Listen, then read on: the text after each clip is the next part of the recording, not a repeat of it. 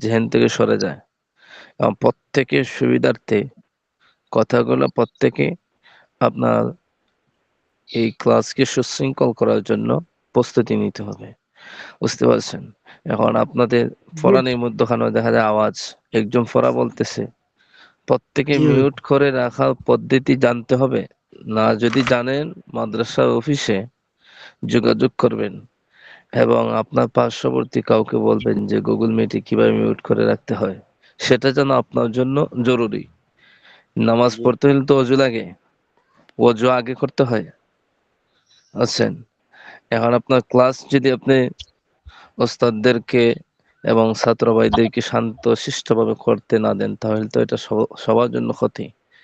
গত সপ্তাহে আমি ক্লাসের সুশৃঙ্খলা ফিরে আনতে অনেক সময় চলে গেছে আমার। বুঝছেন? এক একটা কিতাব সপ্তাহে একদিন ক্লাস, এটা তো নিজেই বুঝেন।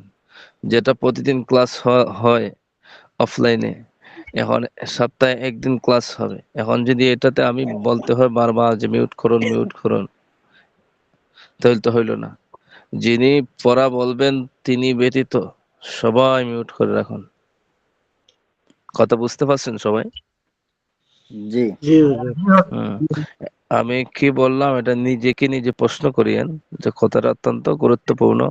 আপনার কাছে কেমন লাগে যে সবাই আওয়াজ করলো, এটা যেমন কেমন জানি একটা বিশৃঙ্খলা সৃষ্টি হয়ে যায়। জি জি হুজুর, আমি নিজের থেকে হ্যাঁ, আমি একটু কথা জি বলুন। জি হুজুর, আমি আজকে নতুন এই ইলমুল শরফের নতুন আজকে শুধু আমি ঢুকলাম। জি, আমি সমস্যা নাই। পড়ার আহ, এর আগে যে দেখবো। বুঝতে বুঝতে পারছি আপনার বিষয়টা, বুঝতে পারছি আমি কি বলবেন, হয়তো এটাই বলবেন যে পড়া পার নাই। মিজান কিতাবের প্রথম পড়া প্রতিদিন পুনরাবৃত্তি করে পড়ানো হয়, বুঝছেন? নয়তো পড়াগুলা বোঝা যাবে না। এটা বারবার আলোচনা হবে, যা গত সপ্তাহে হয়েছে এটা বারবার আলোচনার ভিতরে আসবে। ঠিক আছে? সুতরাং আপনার ঝামেলা হবে না যে আপনি ছিলেন না, পারবেন না, এমন কোনো সাবজেক্ট নেই এখানে। বুঝতে পারছেন ভাই? কথা কি বুঝছেন? হ্যাঁ হ্যাঁ, বুঝছি। জি হুম। কে হুজুর পড়া আসসালামু বলছিলেন?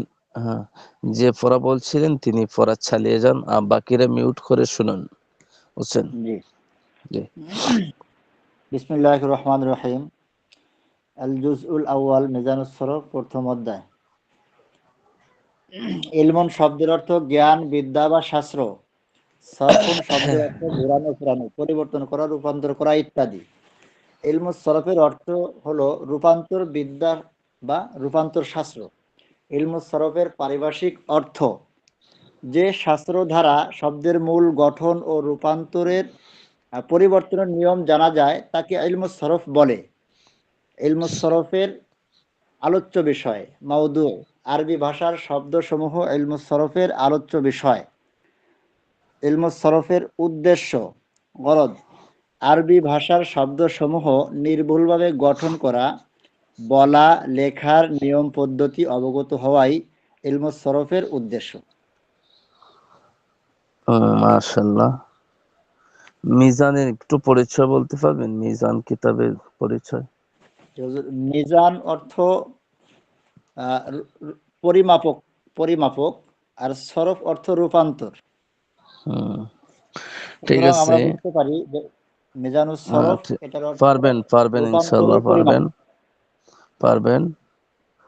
আরেকজন এমন ভাই বলেন যিনি মাদ্রাসায় কিংবা অর্থাৎ মাদ্রাসায় পড়েন নাই, মসজিদে ইমাম সাহেব নয়, অথবা মাদ্রাসায় কিছু পড়ছেন পরবর্তীতে এটা যে কোনো জরুরতে বাদ দিয়ে দিছেন, এমন ছাড়া একবারে খালেস জেনারেল লাইন থেকে এখানে আসছেন এমন একজন বলেন। আমার হুজুর, এটা কি প্রশ্নটা কি দেখে দেখে করা লাগবে না আওয়াজ এখন? দেখে করা লাগবে। হ্যাঁ, জি জি জি জি, আমাকে বুঝাই দিতে হবে। আপনি যে সিস্টেমেই বলেন, মূল বিষয়টা ঠিক রেখে আমাকে বুঝাইতে হবে। আপনি কি বুঝছেন সেটা তো বুঝতে হবে। শুধু বলছিলাম না যে শব্দ মুখস্থ করেই আমাদের উদ্দেশ্য না, শব্দতে কি আছে এটা দ্বারা কি বোঝা এবং মুখস্থ উভয়টার সংমিশ্রণের মাধ্যমেই পড়া হবে। হ্যাঁ, একজন জেনারেল থেকে একবারে যিনি মাদ্রাসায় কখনো পড়েন নাই। অনেকেই তো আছেন কিছু পড়ছেন পরবর্তীতে বাদ দিয়ে দিচ্ছেন অথবা ঝামেলার কারণে পড়তে পারেননি। এমন ছাড়া যিনি জেনারেল লাইন থেকে আসছেন, একজন ভাই বলেন। জি হুজুর, আসসালামু আলাইকুম। আমি পড়ছি আসাম হ্যাঁ, থেকে, ইন্ডিয়া থেকে বলছি, আব্দুল লতিফ। এই মুরব্বি মুরব্বি চাচা। জি জি। জি জি দাদা। আলহামদুলিল্লাহ, আলহামদুলিল্লাহ। হ্যাঁ, আল্লাহ তাআলা আপনার হিম্মতকে যুবকদের মতো হিম্মত বানায় দেখ, এবং এই আমিন। বয়সের বার্ধক্যতা আল্লাহ তাআলা দূর করে জজবাকে আমিন। আল্লাহ তাআলা আরো যুবকদের মতো বানায় দেখ। সবাই বলেন আমিন। আমিন। আমিন। আল্লাহ চাচা আমিন। পড়া বলেন। বিসমিল্লাহির রহমানির রহিম। মিজানুল সরফ। মিজানুল জি, সরফের পরিচয়। মিজান শব্দের অর্থ হলো মাপকাঠি, পরিমাপক বা দাঁড়িপাল্লা। সুতরাং মিজানুল সরফের সম্মিলিত অর্থ হলো রূপান্তরের পরিমাপক। আর দাঁড়িপাল্লা দ্বারা যেমন বিভিন্ন বস্তু ওজন করা হয়, অনুরূপভাবে মিজানুল সরফে কিতাবটি দ্বারাও আরবি শব্দাবলী পরিমাপ করে ঠিক করা হয় যে কোন কোনটি কোন ধরনের, কোনটি কোন পরিমাপের শব্দ এবং কোন শব্দটি কত রূপে রূপান্তরিত হতে পারে। আর আমরা কোন শব্দ মাশাআল্লাহ। পরিমাপ করে জানতে পারি উক্ত শব্দটি কয়টি অক্ষর বিশিষ্ট, তা কোন বচনের, শব্দটি কোন পুরুষ এবং এটি কোন লিঙ্গের ইত্যাদি। জাযাকাল্লাহ খাইরান। আপনাকে ধন্যবাদ, খুব সুন্দর হয়েছে। হ্যাঁ, তাহলে আমি একটা ছোট ছোট প্রশ্ন করি, তাহলে আর সহজ হবে। ইলমুস সরফ হলো ইলমুস সরফ হলো মূল শাস্ত্র, আর তার এই শাস্ত্রের এলিম শিকার জন্য যেই কিতাবাদি নির্ধারিত করা হয়েছে তার মধ্যে একটা কিতাব হলো মিজানুস সরফ। তাহলে আমরা মূল মূল গ্রুপটা কি? ইলমুস সরফ। ইলমুস সরফের লক্ষ্য উদ্দেশ্য কি চাচা বলেন তো? হলো, এই যে আমি আমার অল্প অল্প জি বিস্তারিত মানে মাদ্রাসা করছি না তো, জি জি মানে জি জি জি, না যতটুকু পারেন, কোনো চাপাচাপি নেই। আলহামদুলিল্লাহ, সুন্দর হয়েছে। ইলমুস সরফের লক্ষ্য উদ্দেশ্য ওই যে প্রথম পড়াটাই, গত সপ্তাহের প্রথম পড়াটা।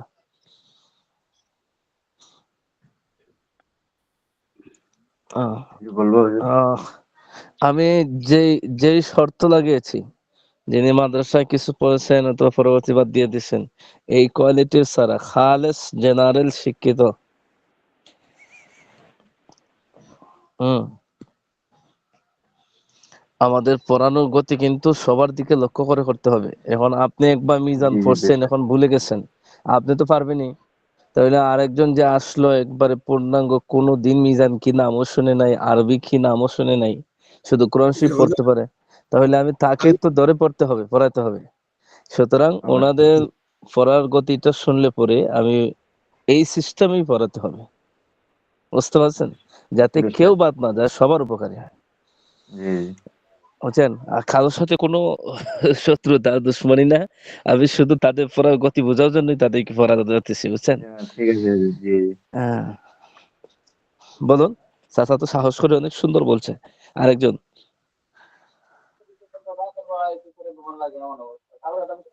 আহ, নাই আর কেউ? এতগুলা মানুষ। হুজুর হুজুর আসসালামু আমি আলাইকুম। পড়ি। হুজুর আমি পড়ি। হ্যাঁ, জি বলুন। হাসান, হাসান ভাই। জি, হুজুর প্রথম থেকে পড়বো না কোথা থেকে? আপনি বলুন ইলমুস সরফের উদ্দেশ্য কি? ইলমুস সরফের উদ্দেশ্য হচ্ছে আরবি ভাষায় শব্দসমূহ নির্ভুলভাবে গঠন করা, বলা ও লেখার নিয়ম পদ্ধতি অবগত হওয়াই ইলমুস সরফের উদ্দেশ্য। আহ, ইলমুস সরফের পরিচয়। ইলমুস সরফের পরিচয়। জি, ইলমুস সরফ, আহ, আহ, ইলমুস সরফ এর শাব্দিক অর্থ ইলম, এলেম। এলেম শব্দের অর্থ জ্ঞান, বিদ্যা ও শাস্ত্র। আর সরফ শব্দের অর্থ ঘোরানো, ফেরানো, পরিবর্তন করা, রূপান্তর করা ইত্যাদি। ইলমুস সরফ এর অর্থ হইল রূপান্তর, বিদ্যা ও রূপান্তর বা শাস্ত্র। আপনার পরিচয় বলেন। হুজুর আমার পরিচয়, জি, হুজুর আমার নাম তাড়াতাড়ি। হাসান মীর, আমার নাম হাসান মীর, শিক্ষা ফরিদপুর শিক্ষা ডিস্ট্রিক্ট। শিক্ষাগত পরিচয়, মাদ্রাসা পড়ছেন? হুজুর না হুজুর, আমি মাদ্রাসায় তেমন পড়ি নাই। মাশাআল্লাহ, ঠিক আছে, ধন্যবাদ হোসেন। কিন্তু এটা সবার জন্য নিজেকে নিজে হিম্মত রাখতে হবে এবং ভিতরে এই মনোবল রাখতে হবে যে আমি পারতেই হবে। অনেক সাবজেক্ট হলো কি, আপনার কাছে যখন নতুন আসবে তখন একটু কেমন কেমন মনে হবে, ইনশাআল্লাহ দেখবেন সবার কাছে সহজ হবে। কিন্তু কেউ এই সমুদ্রের ঢেউ দেখে কিন্তু নৌকা ডুবাবেন না, বরং এই ঢেউয়ের মধ্য দিয়ে এই নৌকা নিয়ে ওই পার যেতে হবে। আছেন, অনেক সময় বড় বড় ঢেউ আসে, নৌকার সামনে আসলে কি হয়ে যায়, ঢেউ আর খুঁজে পাওয়া যায় না, হালকা একটু ধাক্কা লাগে, পরবর্তীতে তার অস্তিত্ব বিলীন হয়ে যায়। এজন্য অনেক ছাত্রগুলা এখানে আছেন। মিজান কিতাবটা অত্যন্ত কঠিন এবং অত্যন্ত গুরুত্বপূর্ণ। এখানে অনেক কিছু কঠিন লাগবে, কিন্তু এই কিতাবটা সহজ করতে হলে নিম্ন আপনার কিছুদিন পড়তে হবে। অন্যথায় আপনাদের পূর্ণাঙ্গ ভাবে সহজের একেবারে সহজ উপায়, সহজের চাইতে সহজ উপায় বোঝানো সম্ভব নয় কিছুদিন যদি না যায়। বুঝতে পারছেন? এখন আপনার কিছু বুঝে আসবে, কিছু না, সুতরাং একটু সামনে যেতে হবে। ইনশাআল্লাহ একেবারে পরিপূর্ণ সবাই বুঝে আসবে। কথা বুঝতে পারছেন সবাই? জি জি এজন্য জি হুজুর। এজন্য এটাকে আমরা এই সমুদ্রের মাঝে নৌকা নিয়ে নামলে পরে যে ঢেউ আসে, ঢেউ দেখে যদি আমরা নৌকা বন্ধ করে দিই তাহলে সব শেষ হয়ে যাইব। বুঝছেন? এজন্য প্রত্যেকে হিম্মত রাখতে হবে যে আমি পারতে হবে। ঠিক আছে, পারবেন তো ইনশাল্লাহ? আর যা ইনশাআল্লাহ। জি হুজুর পড়াইছে তা ইনশাআল্লাহ। মুখস্থ করবেন। আচ্ছা, ফরিদপুর ডিস্ট্রিক্ট যিনি বলছিলেন, আপনি ওইটা মুখস্থ করছেন ভাই? ফাআলা ফাআলা ফাআলু ফাআলাত ফালতা ফালনা ফালতা ফালতুমা ফালতুম ফালতু ফালতুমা ফালতুন্না ফালতু ফালনা, এই 14টা শব্দ আমি মুখস্থ করার জন্য বলছিলাম। এটা কিসের শব্দ, কোন ব্যক্তিতে, কোনটার অর্থ কি, এটার পরিচয় কি, এগুলা পড়াই নাই, শুধু বলছি মুখস্থ করার জন্য, কারণ ওটা আমাদের লাগবে সামনে। জি হুজুর মুখস্থ হয়েছে। হ্যাঁ, জি মাশাআল্লাহ, বলেন। মুখস্থ হয়েছে। হ্যাঁ, বলবো? জি। ফরিদপুরের ভাই বলেন। ফাআলা আমি বলে ফাআলা ফাআলু ফাআলাত ফাআলাতা ফাআলনা ফাআলতি ফাআলতুমা ফাআলতুম ফাআলতা ফাআলতুমা ফাআলতুম ফাআলতি ফাআলতুমা ফাআলতুন ফাআলতু ফাআলনা। মাশাআল্লাহ। আমি বলি ইনশাল্লাহ। হুজুর আমি বলি। ওই চাচা, ওই যে মুরব্বী চাচা বলছিলেন, আপনি পারবেন চাচা? জি পারবো ইনশাল্লাহ। মাশাআল্লাহ, বলেন চাচা, বলেন। ফালা ফালা ফালু ফালাত ফালাতা ফালনা ফালতা ফালতুমা ফালতুম ফালতি ফালতুমা ফালতুনা ফালতু ফালনা। মাশাআল্লাহ। আর মসজিদে ইমাম সাহেব যারা আছেন, মসজিদে ইমাম সাহেব যারা আছেন একটু ভালো করে পড়েন, সবাই পড়া, সব কোয়ালিটির থেকে পড়া নিতে হবে। আবার এমন হবে কি, শুধু যারা কিছু পারেন তাদের পড়া নিলে যারা পারে না তাদের মনোবল ভেঙে যাবে। তারা বলবে ওরা পারে আমরা পারি না, তা পড়ে কি হবে? বুঝছেন? এটা ভুল মেসেজ পেয়ে যাবে। এই জন্য সব সেক্টর থেকে কিছু কিছু পড়া নিতে হবে। সবার পড়া আমি ধরতে পারবো না, কারণ সময় চলে যাবে। বুঝতে পারছেন? আমি হুজুর যে একবার পুরো আপনি কিতাব, একটা শুনেন। হুজুর আমি এক মিনিট কথা বলতাম একটু। আচ্ছা 1 মিনিট কথা বলবেন, যিনি উনি বলেন। জাযাকাল্লাহ খায়ের। হুজুর আমি বলতেছিলাম যে আলহামদুলিল্লাহ আজকে ভালো লাগলো যে এই যে আমরা যারা পারি না তাদেরকে একটু ধরতেছেন। এর আগে কিন্তু ক্লাস হয়েছে, আমরা বলারই সুযোগ পাইনি। মাশাআল্লাহ, এর ভিতরে গ্রুপের ভিতরে বেশিরভাগই মাশাআল্লাহ আমাদের হাফেজ সাহেব আছেন, ইমাম সাহেব আছেন, মাশাআল্লাহ এরা অনেক এটা কিছু আমি পারেন। বুঝি তো। কিন্তু আমার মতো যারা আছেন দুই একজন, হয়তো আমি সবচেয়ে কম জানি। তো এরকম যদি আমাদেরকে সুযোগ দেন তাহলে ইনশাআল্লাহ আমাদের পড়াটা আরো একটু সবাই অগ্রসর হবে, এখানে, আমি বললাম না মনোবল যে পাবো পড়ার ইনশাআল্লাহ। একটা ডিসিশন পেতে হলে একটু সামনে যেতে হবে, সব ঠিক হয়ে যাবে। এক জি হুজুর। 1 মাসের ভিতরে ইনশাল্লাহ সব ঠিক হয়ে যাবে, একজনও বাদ যাবেন না পড়া বলার থেকে, এমন সিস্টেম করা হবে ইনশাল্লাহ। বুঝছেন? এখন নতুন তো, জি আপনাদের জি নামও জানি না, আর শুরু হয়েছে বুঝেনি তো, সবকিছু একটা একটা আপনার মেনটেন করতে হলে একটু সময়ের দরকার। ঠিক আছে। জি হুজুর, হুম। একটা জি কথা বলি হুজুর, আমি হুজুর। আমি একবার বলতে চাচ্ছি পড়াটা। আমি আবুল হোসেন, ইংরেজি। তো এই যে একটু আগে যে পড়াটা ফালা তো কি ফালার নাকি, ঠিক আছে? আমি তো এটা এটা কোন আছে? জি, বুঝি নাই, আপনার প্রশ্নটা একটু বুঝাই বলুন। বললাম যে এর আগে যে বললা না মুখস্থটা, কয়েকটা বাক্য। ফালা ফালা ফালু ফালা, ওইগুলা। হ্যাঁ, এইগুলো কোথাও আছে মুর্শিদাবাদ দেখুন। হ্যাঁ, কোথায় থেকে আপনার এখান থেকে আসছে আওয়াজ আসছে? ভাই কোথায় থেকে যেন আওয়াজটা না আসে, ওই দিকটা সবচেয়ে না আমার আমার গুরুত্বপূর্ণ। আমার এখান থেকে না। হ্যাঁ, বাকিরা মিউট করে রাখুন ভাই, বাকিরা মিউট করে রাখুন। হ্যাঁ, বলেন আপনার প্রশ্নটা আমি বুঝি নাই। আমি এই যে এই যে বাক্য বললা, এখন এই যে মুখস্থ নিলে না, এই বাক্য গুলো কোথায় আছে? ওই যে ফাআলা ফাআলা এগুলা নেই। জি জি। এগুলা আপনি গত সপ্তাহে ছিলেন ক্লাসে? না না, আমি আজকেই নতুন। আচ্ছা ঠিক আছে, আপনি আমি আমি দেখাচ্ছি। আপনি আমার যেখানে দেখবেন বইটা স্থির হয়ে গেছে, ওইটা একটা স্ক্রিনশট দিবেন, এখানে পেয়ে যাবেন। আচ্ছা, আরেকজন জেনারেল শিক্ষিত ভাই, যিনি মাদ্রাসার বারিন্দায় যান নাই কখনো, আপনি বলুন ফাআলা ফাআলা গর্দন গুলো বলুন, এই যে 14টা শব্দ ওগুলা বলুন। আরেকজন, তাড়াতাড়ি করতে হবে, আমাদের সময় তো চলে যাবে। হুজুর, আমি এই পড়ি আপনি তাহলে। স্ক্রিনশট দেন। হুজুর আসসালামু আলাইকুম। হুজুর আমি একটু প্রশ্ন ছিল আমার। এই জি যে ভাই এইগুলো হয়। পান নাই, এখানে স্ক্রিনশট দেন, এই দেখেন এখানে লেখা আছে ফাআলা ফাআলা ফাআলু ফাআলাত ফাআলতা ফাআলনা। জি বলুন। হুজুর মানে এটা আমি বলছি যে পিডিএফ একটু আগে যে ভাই বললো আবুল হোসেন ভাই, জি হুম।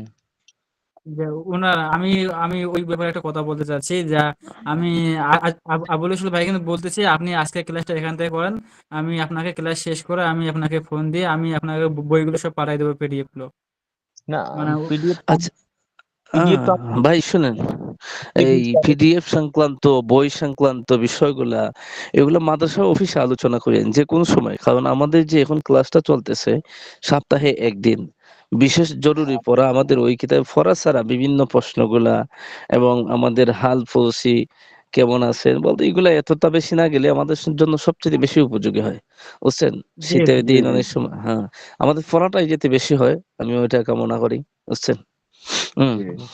জি যে জি। ভাই পান নাই, আপনি এখানে স্ক্রিনশট, যারা এখনো পান নাই এই শব্দগুলা ফাআলা ফাআলু ফাআলাত ফাআলতা ফাআলনা, এই এখানে স্ক্রিনশট দেন, এগুলো মুখস্থ রাখেন, কাজে লাগবে সামনে, ঠিক আছে? এরপরে দেখুন, প্রথমে বলছিলাম কি, যে ক্লাসের মধ্যে যদি আওয়াজ হয় তাহলে কি হয়ে যায়, অনেক সময় কথাগুলা এলোমেলো হয়ে যায়, এদিক সেদিক হয়ে যায়। হ্যাঁ, হ্যাঁ, মিউট করে রাখুন, এখনো অনেকে বুঝেন না, মিউট করে রাখতে হবে। তাহলে আমরা আজকে পড়বো, আমরা ইলমুস সরফ, যে মহান একটা এলিম, যে এলিমের গুরুত্ব অত্যন্ত বেশি।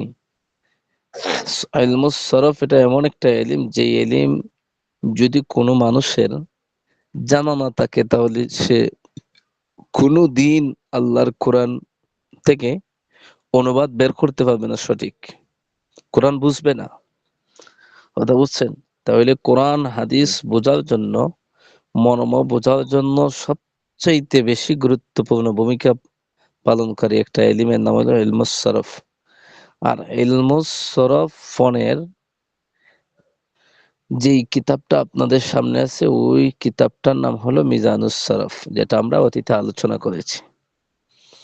এখন যিনি লিখেছেন কিতাবটা, ওনাকে তো চেনা দরকার।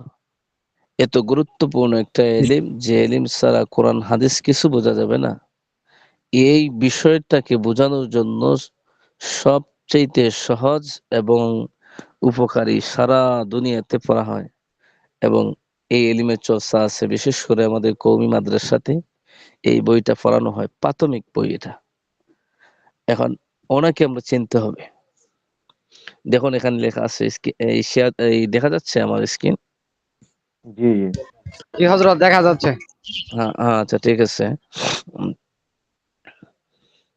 নাম মিজান এর লেখককে, এ ব্যাপারে যদিও নানা মত রয়েছে, তবে তাজুল উলুম এর গ্রন্থকারের ভাষ্য অনুযায়ী, এবং যা আপনার অধিকাংশ আলিমের মতামত বটে, এই কিতাবটির লেখকের নাম হলো সিরাজউদ্দিন রহমতুল্লাহি আলাইহি।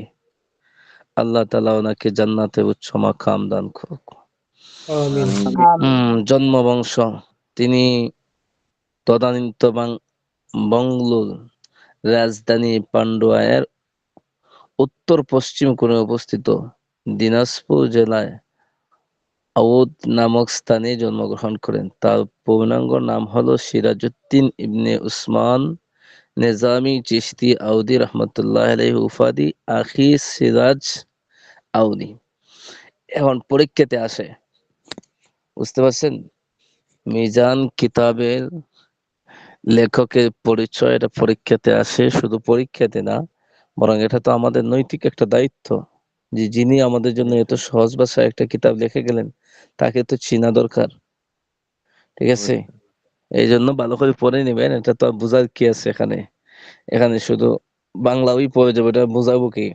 মুসান্নিফের নাম, লেখকের নাম এগুলো নিজে নিজে পড়ে ভালোভাবে মুখস্থ করবেন। তার শায়েখ ছিলেন অর্থাৎ তার উস্তাদ ছিলেন হযরত নিজামুদ্দিন, তাই তাকে নিজামী বলা হতো। তিনি তরিকায় চিশতিয়ার পীর ছিলেন বলেই তাকে চিশতি বলা হতো। আর নিজ জন্মস্থানের দিকে লক্ষ্য করে তাকে আউদি বলা হতো। শিক্ষা জীবন: শায়েখ সিরাজউদ্দিন রহমতুল্লাহি আলাইহি বাল্যকাল থেকে অলিকুল শিরোমণি শাহ নিজামুদ্দিন মোহাম্মদ বাদাউনি রহমতুল্লাহি আলাইহির দরবারে খাদেম হিসাবে নিয়োজিত ছিলেন। এখানে একটা বিষয় কি, অধিকাংশ ছাত্র ভাইরা বাংলাদেশের এবং ভারতেও থাকতে পারেন। এখন দরবারের খাদেম বলতে আমাদের বর্তমান দুনিয়ায় প্রচলিত যা বোঝায় তা নয়। আমাদের দেশে দরবারের খাদেম বলতে বিভিন্ন জায়গাতে মাজার বানাইয়া ওটার পাশে কিছু ফাতিলা রাখে, বক্স রাখে, টাকা পয়সা, নাজ নিয়ামত যা আছে নজরানা পেশ করা হয়। ওই বন্ডগুলা বৈশা বৈশা ওই জায়গাতে তসবি তাহলিলের নাম দিয়া পেট পূজা করে। এগুলার দরবারের খাদিম নামে বর্তমান সমাজে চিনে, এগুলার সাথে ওনার কোনো সম্পর্ক নাই। এখানে দরবারের খাদেম বলতে কি, আগের যুগে উনি যে যুগের মানুষ, ওই যুগে আপনার বর্তমান সিস্টেমে যে মাদ্রাসাগুলো আছে এই সিস্টেমে মাদ্রাসা খুব কম ছিল। ওই সময় এলিম শিকার একটা দ্বারা ছিল এমন যে আপনার এক একজন ছাত্র এক একজন উস্তাদের কাছে যাইতো, যাইয়া ওনার কাছে এই বিষয়ে এলিম শিখতো। যেমন ইলমুস সরফ, অমুক জায়গার অমুক দেশের অমুক অঞ্চলে একজন উস্তাদ ইলমুস সরফ সম্পর্কে ভালো জানেন। তখন কি হইলো, একজন ছাত্র ওনার কাছে চলে যাইতো, যাইয়া 1 বছর 2 বছর তাই কে, অথবা দিন বিবেচনায়, শিক্ষার উপর নির্ভর করে দিন বিবেচনায় তারা কি করতো, ইলমুস সরফের বিষয়ে ওনার কাছে শিক্ষা আসতো, বুঝছেন? ওই ওইগুলাতে বলা হয়তো কি দরবারের খাদেম। সুতরাং বর্তমান যে মাজার পূজারী গুলা আছে, মাজারের খাদেম গুলা আছে বিভিন্ন দরবার শরীফের, এগুলা নয়। লেখাপড়ার অধিক আগ্রহ পিপাসা থাকা সত্ত্বেও যৌবনে পদার্পিত হওয়ার পূর্বেই শিক্ষা দীক্ষা অর্জন করার কোনো প্রকার সুযোগ পাননি। একদা শাহ নিজামুদ্দিন বাদাউনি ভারতের বিভিন্ন এলাকায় নিজ প্রতিনিধি পাঠানো মনস্থ করলেন। সে মর্মে বাঙ্গালের জন্য শেখ সিরাজ আউদিকে প্রতিনিধি হিসেবে মনোনীত করলেন। কিন্তু যখন তিনি একথা জানতে পারলেন শেখ সিরাজ ইলমে জাহিরি বা প্রচলিত দ্বীনি শিক্ষায় শিক্ষিত নয়, তখন তিনি বললেন যে প্রতিনিধির জন্য সর্বপ্রকার ধর্মীয় এলিম থাকা দরকার, কেননা জাহেল অজ্ঞ ব্যক্তি শয়তানের মুঠায় বিদায় তিনি প্রতিনিধিত্বের বিষয়কে মুলতবি রেখে সিরাজকে দ্বীনি শিক্ষা অর্জনের তাগিদ দেন। এখানে আমাদের পূর্বসূরীদের যে একটা ধারণা ছিল দেখেন কতটুকু। আপনি যতই তাসবিহ তাহলিল করেন না কেন, যতই নফল ইবাদত করেন না কেন, এলিম কিন্তু আপনাকে শয়তান নিয়ে মোকাবেলা করার জন্য, ইলমে দ্বীন হইল একটা হাতিয়ার, বুঝছেন? আপনি বড় ইবাদত গুজার কিন্তু হালাল হারামের এলিম নাই, কোন জায়েজ না জায়েজের এলিম নাই, তাহলে তো ভাই আপনাকে শয়তান অত্যন্ত তাড়াতাড়ি কাবু করে ফেলবো। শয়তান তাড়াতাড়ি আপনাকে তার আয়ত্তে নিয়ে নিব। এজন্য প্রতিটা মানুষের জন্য ইলমে দ্বীন শিক্ষা করা ফরজ। আল্লাহ আমাদের সবাইকে ইলমে দ্বীন শিক্ষা করার তৌফিক দান করুক। আপনারা আসছেন, তো এখান থেকে আমাদের শিক্ষা কি? শুধু পড়লে হবে না, কিতাবের বাংলা অক্ষর পড়লে হবে না, শুধু কিতাবের বাংলা অক্ষর পড়লে হবে না। এখানে কি পাইলাম আমরা?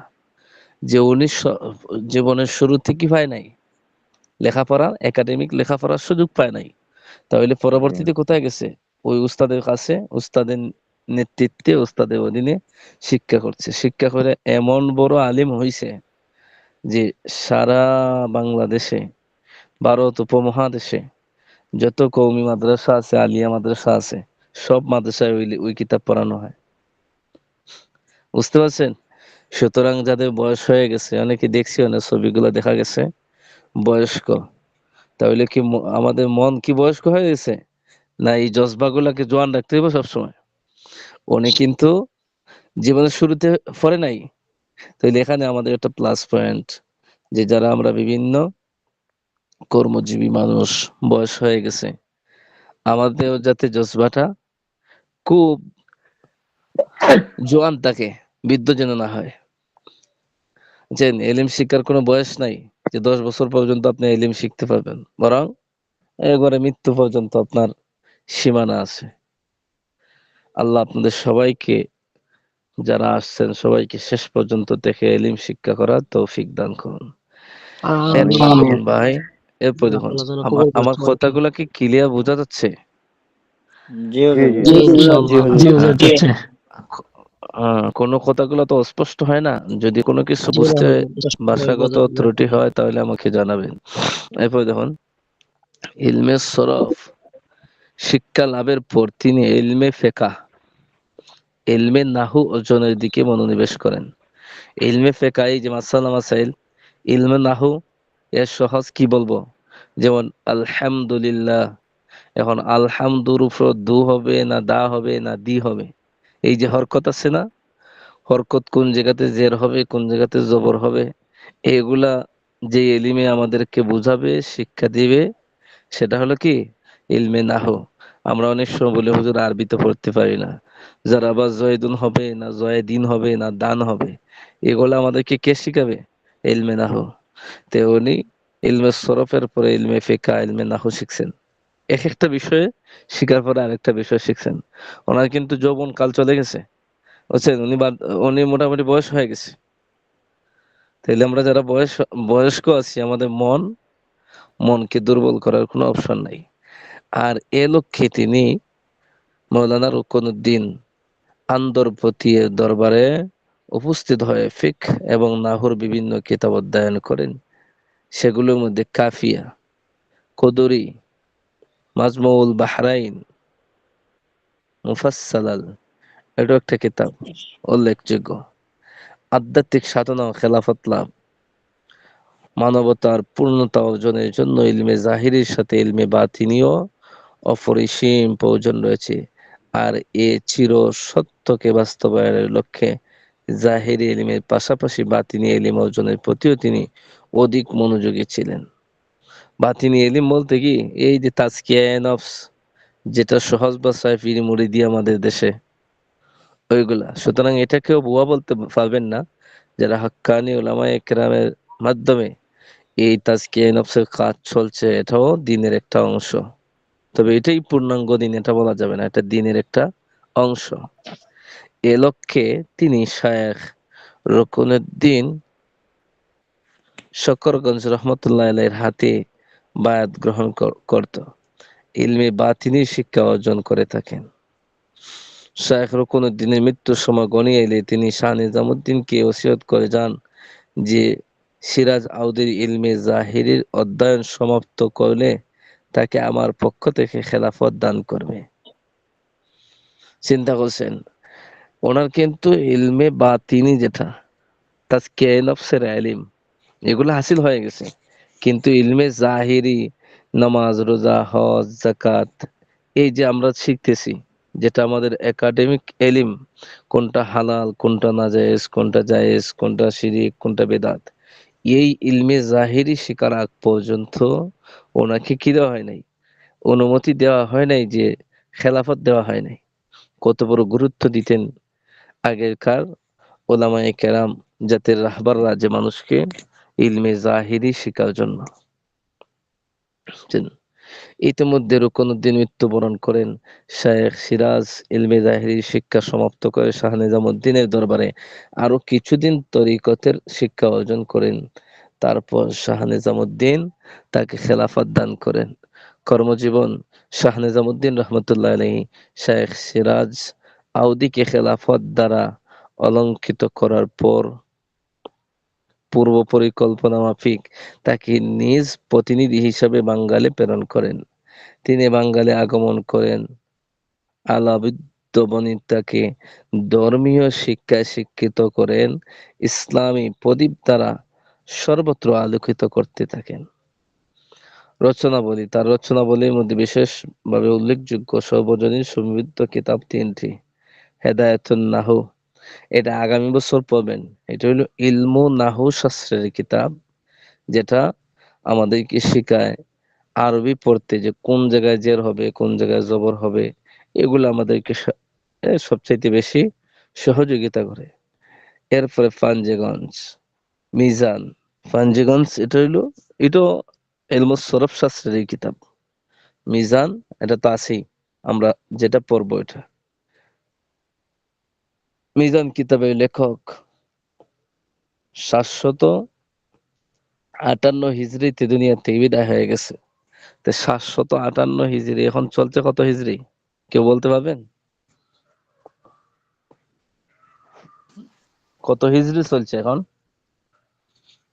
1426। 1426 বলেন কি? হ্যাঁ, 1442 সম্ভবত। 1446 46 46। হায় হায়, 1446 হিজরি। 1446 হিজরি চলছে। 47 হিজরি চলে। 46 হিজরি। আল্লাহ, তাইলে ওনার জীবনীটা আমরা কি করবো, পড়বো, বুঝতে পারছেন? জি। তাহলে আমরা গত সপ্তাহে পড়ছিলাম, আমাদের সংক্ষেপ পড়া হলো। কথাগুলো মনোযোগ দিয়ে শুনবেন, কারণ বারবার এগুলো আনতেছি কেন, যাতে আপনাদের মস্তিষ্কে ভালোভাবে বসে যায়। তাহলে 2 দিনের পর আজ পর্যন্ত, গত ক্লাস এবং এই পর্যন্ত আমাদের পড়া হলো কি, যে এই কিতাব যিনি লিখছেন ওনার জীবনী এক। দ্বিতীয় নম্বর বিষয় হলো ওই কিতাবটা যে বিষয়ের কিতাব, বিষয়টার নাম হলো ইলমুস সরফ। আর ইলমুস সরফ কাকে বলে, তার লক্ষ্য উদ্দেশ্য কি, তার আলোচ্য বিষয় কি, ইলমুস সরফকে কেন ইলমুস সরফ বলা হয়, এগুলো হলো আমাদের পড়া। এটা হয়ে গেছে। এরপর আরেকটা পড়া ছিল, একটা লাইন আপনাদেরকে মুখস্থ করার জন্য বলছিলাম। এটা হলো কি, ফালা ফালা ফালু ফালাত। তবে এটার পরিচয় আমি দেই নাই। তাদের একটা পরিচয় আছে, তাদের নির্দিষ্ট একটা পরিচয় আছে, কিন্তু এই পরিচয়টা বুঝাইতে হলে আরো কিছু পড়তে হবে আমাদের। কথা বুঝতে পারছেন? আর এখানে জি মজমুম মফতো এগুলো পড়ছিলেন আপনারা নিজে নিজে, জম্মা কাকে বলে, কাসরা কাকে বলে, জি, তানবিন, পড়ছিলাম। জি হুজুর এগুলা পড়েছি। এগুলো সহজ পড়া। সফে সগীর কাকে বলে, সফে কবির কাকে বলে, এগুলো এখন পড়াইলেও বুঝবেন না, নিজে নিজে পড়ে নিয়ে এখন। আর এই বিষয়টা যখন সামনে আসবে তখন বিস্তারিত ভাবে আপনাদেরকে বলে দেব, ঠিক আছে? জি। ইনশাআল্লাহ। এরপরে আমাদের আরেকটা বিষয় এখন শুনুন, জেহেনটাকে পরিষ্কার করতে হবে। এই ইলমুস সরফের লক্ষ্য কি, আলোচ্য বিষয় কি, মৌজু? আরবি আরবি ভাষার শব্দসমূহ হ্যাঁ, ইলমুস সরফের আলোচ্য বিষয়। আলোচনা। আরবি ভাষার শব্দসমূহ শব্দসমূহ ইলমুস হইলো সরফের আলোচনা। ইলমুস সরফের আলোচ্য বিষয়। তো এগুলা কি করতে হবে আমাদের, একবারে কিতাবের শুরু থেকে যে পড়াটা, লক্ষ্য উদ্দেশ্য কি, আলোচ্য বিষয় কি, এগুলা বারবার কিন্তু পড়াতে আসবে। সুতরাং আমাদের এখানে এই কিতাবে কোনো একটা অংশ নাই যা আমি আপনাদেরকে বলবো পড়ার জন্য। এই সবটা পড়া আপনার স্মরণ রাখতে হবে, কারণ একটার সাথে আর একটার গভীর সম্পর্ক আছে, বুঝছেন? গভীর সম্পর্ক আছে। তাহলে এই ইলমুস সরফের আলোচ্য বিষয় মানে ওই বিষয় নিয়ে আলোচনা হবে, এটাই তো। জি হ্যাঁ, জি জি। আলোচ্য বিষয় কি, আরবি ভাষার শব্দ, আরবি ভাষার তাই না? শব্দসমূহ ইলমুস সরফের আলোচ্য হুম, বিষয়। আরবি ভাষার শব্দ সমূহ। এখন আরবি ভাষার শব্দ, শব্দ তো বাংলা শব্দ, বুঝছেন? শব্দ মানে বাংলা, বাংলা ভাষা এটা। আর আরবিতে এটাকে বলা হয় কি, লফস, লফজ, লফসের অর্থ, বাংলা অর্থ হলো কি? শব্দ। ধ্বনি। শব্দ, ধ্বনি আর শব্দ একই জিনিস। আচ্ছা, জি, এখন দেখেন, এখন কালামে আরবে, অর্থাৎ এখানে আমরা যা পড়ব, এই কিতাবে যে শব্দ নিয়ে আলোচনা হবে সেই শব্দটা হলো অর্থবোধক শব্দের আলোচনা। কারণ শব্দ তো দুই জাত। আমরা গত সপ্তাহে পড়ছিলাম যে আপনি টেবিলের মধ্যে একটা আঘাত করলেন, টাস হয়ে একটা শব্দ হলো। জি, এখন ওই টাস হয়ে একটা শব্দ করছে, এই শব্দ তো কোনো অর্থ নাই। জি, আপনি গলাতে খাসি জমা হয়েছে, আপনি বলেন এটার কোনো অর্থ আছে?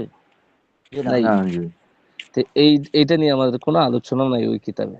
এখানে আলোচনা হবে কি নিয়ে? লফজে মওযু, অর্থাৎ যে অর্থবোধক শব্দ নিয়ে শব্দটার অর্থ অর্থ আছে। আছে, এই শব্দ নিয়ে আমরা আলোচনা করব। তো অর্থবোধক শব্দটার আরে, অর্থবোধক শব্দটাকে আবার দুইটা ভাগ আছে। কিছু অর্থ আছে, কিছু শব্দের অর্থ আছে একটা, বুঝছেন? আর কিছু শব্দের মধ্যে আছে কি একাধিক অর্থ। এখানে সবচেয়ে সেই দিকে আর যাচ্ছি না। তাহলে এখানে আমরা আলোচনা হবে অর্থবোধক শব্দ নিয়ে। আর অর্থবোধক একক শব্দকে বলা হয় কি? কালিমা। কালিমা। এগুলো মুখস্থ করতে হবে এবং বুঝাই দিচ্ছি আমি, যতটুকু বুঝেন বুঝবেন, কিন্তু বোঝা এবং মুখস্থ দুটোটা স্ট্রং থাকতে হবে। বুঝে না আসলেও মুখস্থ করতে হবে, ইনশাল্লাহ আস্তে আস্তে সামনে গেলে বুঝে আসবে। কথা বুঝতে পারছেন? তাহলে আমাদের এই কিতাবে যা পড়া হবে তা হলো এই অর্থবোধক শব্দ নিয়ে। আর অর্থবোধক একক শব্দকে কি বলে? কালিমা কালিমা বলে। বলে। কালিমা বলে। এখন কালিমাটা আবার তিন প্রকার। একটা হলো ইসিম, একটা হলো ফেইল, একটা হলো হরফ। এখন কালিমা গেল কয় প্রকার? 3 তিন প্রকার। প্রকার। 3 প্রকার। আবারও বলছি, অর্থবোধক শব্দ নিয়ে আমাদের আলোচনা। আর অর্থবোধক একক শব্দকে বলা হয় কালিমা। আর এই যে অর্থবোধক একক শব্দ, এই শব্দটা আবার তিন ভাগে বিভক্ত। ঠিক আছে? জি, একটা হলো ইসিম, আর একটা হলো ফেইল, আর একটা হলো হরফ। এখন ইসিম কাকে বলে, ফেইল কাকে বলে, হরফ কাকে বলে? আমরা প্রথমে জানলাম কি অর্থবোধক একক শব্দ কালিমা বলে। ধরে নেন এটা কি, এটা একজন ব্যক্তি। এখন তার ছেলে হইলো তিনটা, একটা হইলো ইসিম, একটা হইলো ফেইল, আর একটা হইলো হরফ।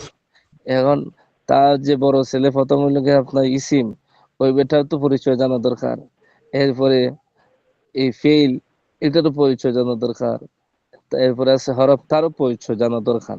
তো এই যে তারা যখন আমরা চিনবো, তখন আমাদের সামনে গিয়ে ওদেরকে দেখলে আমরা চিনে ফেলবো, ওদের পরিচয় জানা থাকলে। অবশ্যই। ঠিক আছে? কথাগুলো বুঝতে পারছেন? জি,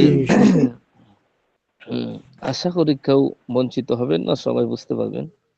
তাই দেখুন এখানে কি আছে, যে কালিমা বা শব্দ। আগে আমরা কি বলছিলাম? কালিমা একক শব্দকে কি বলে? কালিমা বলে। কালিমা বলে। আর কালিমা লফজ, বলে। লফজ অর্থ শব্দ, কালিমা অর্থ শব্দ, তবে একক শব্দকে কি বলে? কালিমা বলে। হুম। যে কালিমা অর্থাৎ শব্দ অন্য কোনো শব্দের সাহায্য ছাড়া নিজে নিজে নিজের নিজের অর্থ নিজে প্রকাশ করতে পারে এবং তার অর্থের মধ্যে অতীত, বর্তমান বা ভবিষ্যৎকালের কোনো কাল পাওয়া যায় না, তাকে ইসিম বলে। এখন আরেকটু যেমন দেখেন, আপনাদের একজনের নাম বলেন। ওমর ফারুক। আপনার নাম কি? ওমর ফারুক। একজন বলেন, যে কোনো একজন বলেন। ওমর ওমর ফারুক। ফারুক। ওমর ফারুক। ওমর ফারুক শব্দটা বললে পরে এখানে এই উমর ফারুকের যে অর্থটা আছে, এই অর্থটা অন্য কোনো কিছু সাহায্য লাগে না, তার মাঝে একটা অর্থ আছে। এই অর্থ দ্বারা আমরা হারে বুঝি যে অমুক গ্রামের অমুক মেয়ের অমুক ছেলে। ঠিক আছে? এখন জি, উমর ফারুকের মাঝে যে এখানে অতীত নাই, বর্তমান নাই, ভবিষ্যৎ নাই, বুঝছেন? সবকিছু মুক্ত। তাহলে ইসিম কাকে বলে? যে ইসিমের পরিচয় হলো তার, সে এত পাওয়ারফুল যে তার অর্থটা সে নিজে নিজে প্রকাশ করতে পারে, বর্তমান, ভবিষ্যৎ, অতীত কোনো কিছুর সাথে সম্পর্ক ছাড়া। যেমন রাজুলুন একজন পুরুষ, জয়েদুন একজন, জয়েদ, বকর, আব্দুল্লাহ, আব্দুর রহমান।